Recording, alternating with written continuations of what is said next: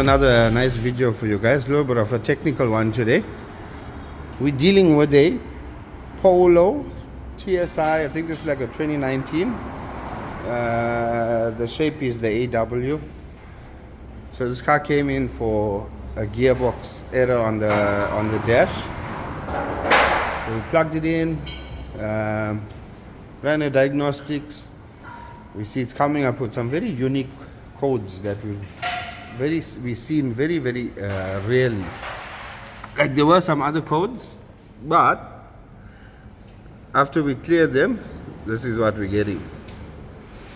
P0B0C, which is saying auxiliary transmission fluid pump leakage, and it also had a P2797, which was auxiliary pump implausible, which means it was getting implausible. Basically means it was getting readings that doesn't make sense. The TC was getting readings that don't make sense that it was sending to the ECU. So we're busy diagnosing here. So we just want to show you guys how we solved this, because there's not many fault codes like this out there on the net. So I hope this video helps somebody out. So let's just go through it and see what it does. Okay, so we're inside the car. Alright, so you're gonna wait a while. This is what it's gonna do, right? It's gonna come up with gearbox error.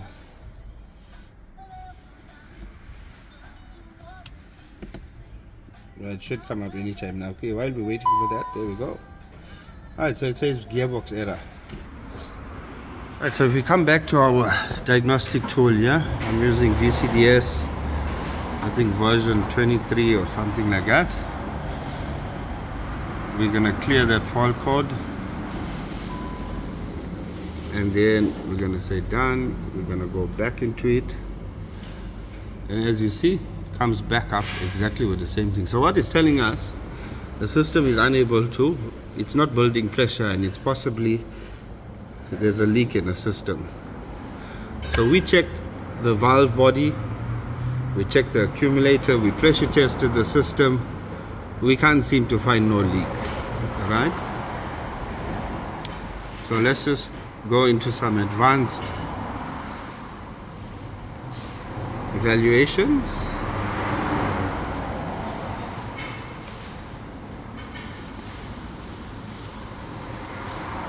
Alright guys, so what we're seeing here is, let's just open this up.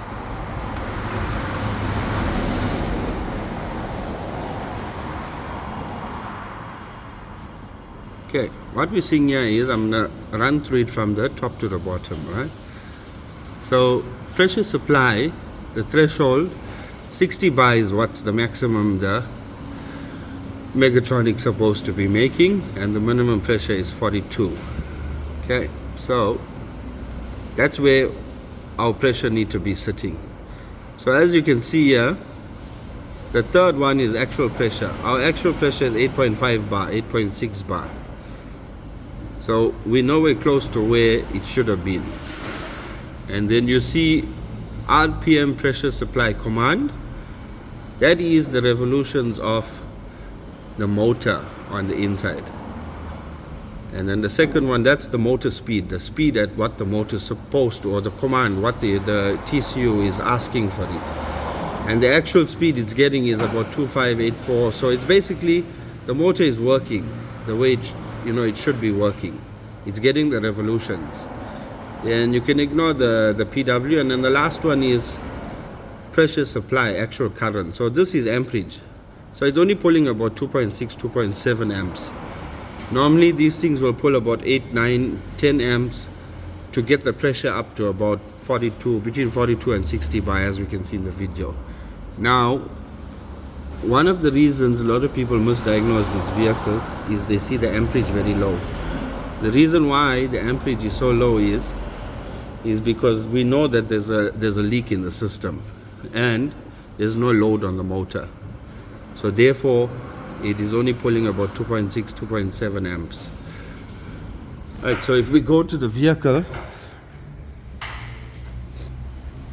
I don't know if you guys are gonna hear it. Obviously I just got the Mechatronics plugged in. If we listen carefully, we can even hear the motor is spinning. So we know it's working, the motor is working, but we're not able to get pressure build up. So I'm going to strip this thing out from the car now, and I'm going to tear it down, and I'm going to show you guys how we've solved this. Okay, so we got it stripped out of the car. So we're going to tear this thing down now, and we're going to see what's going on inside. But yeah, we're going to bring you the fix, guys, so stay tuned. Let's strip this up. Alright guys, so we've got everything stripped up. You can see we took the sump off. We removed the TCU. As you can see, the boards here. We've got an accumulator that's sitting there. So basically this accumulator sits in the housing here. Right, so remember I said we've got a leak. So as you can see on this accumulator, the O-ring is a bit chowed, but it was still holding pressure on another unit that we tested. So the issue is not there. It's not the accumulator or the O-ring. So remember I said we've got a leak here. So what we've done, obviously we never bring these parts to you, but we removed the motor, the pump, we removed the motor.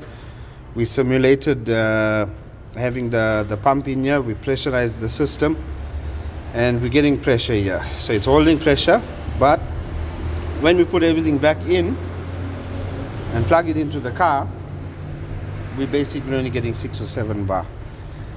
So visibly with the eye, there's, these are the most common things to crack around here.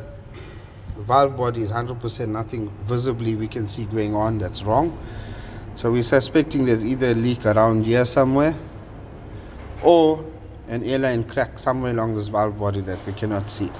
So what we're doing, we're going to take the board and we're going to swap it over onto a complete new unit and show you that solves the issue. So if you ever have those type of fault codes, P2797, auxiliary pump implausible, or I think it was the P0B0C, auxiliary pump leakage, and if you physically don't see any leaks or cracks on your valve body, there is definitely a leak somewhere in the system. It's going to be difficult, it may be difficult in fact to trace it. So I would recommend rather just getting a complete new unit and just swapping your board over to speed up the process to solve this issue. So we're going to swap this over, and then we're going to put everything back together, put it back into the car, and then we'll show you the results after. Okay, so we've got this closed up. So what we're doing here now, we're filling the Mechatronics oil. It's going to take about 1 liter basically, because we stripped this thing right down. So it's all assembled, ready to go in the car. But before we do that, we're going to get the oil filled in, and then we're going to prime this Mechatronics. We're going to get it primed, so take all the airlocks out. And then when you're setting these, it's got to be 25 mil from the top here to the base there. So you got to set each one 25 mil. It's got 4 of them, and then it's ready to go to install on the car. If you don't get that correct, we're going to battle to install this. So we're just going to get this oil in and then install it on the car, and then we'll run through the results. Okay guys, so we're done installing. The Mechatronics is installed. We just moved the car aside, so let's go back into it and see what it's doing. So we're gonna go key on. No more saying gearbox faults. So as you can see, our issue has been solved. Let's go in. We're gonna go into transmission and check for any fault codes. As you can see, no more fault code. And we're gonna go into advanced measuring blocks, and we're gonna check what sort of pressures we have. So let's go up there. And the load selection. TSI. Alright guys, all this is clear. Let's just open it up a bit. Okay, so remember I said earlier our minimum pressure has to be 42 bar and maximum 60. The third one here is our actual pressure. You can see we're actually getting 37, 38. So obviously the key is off, so that's why. So let's start it up and see what sort of pressures we're getting. Right.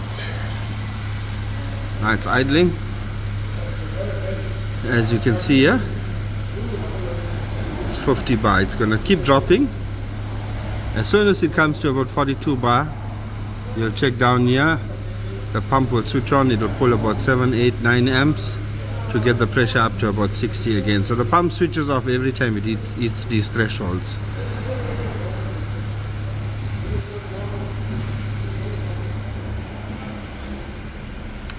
Pump should come on anytime now.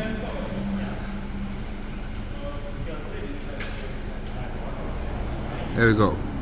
So it pulled about 8 amps or 8,000 milliamps. So yeah guys, this car is solved.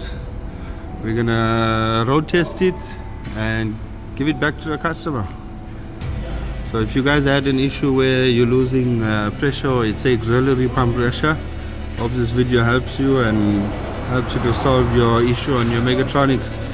So if you're into Mechatronics and mechanical repairs, give our page a like, follow us. We're gonna get more and more helpful tips like this here. Cool guys.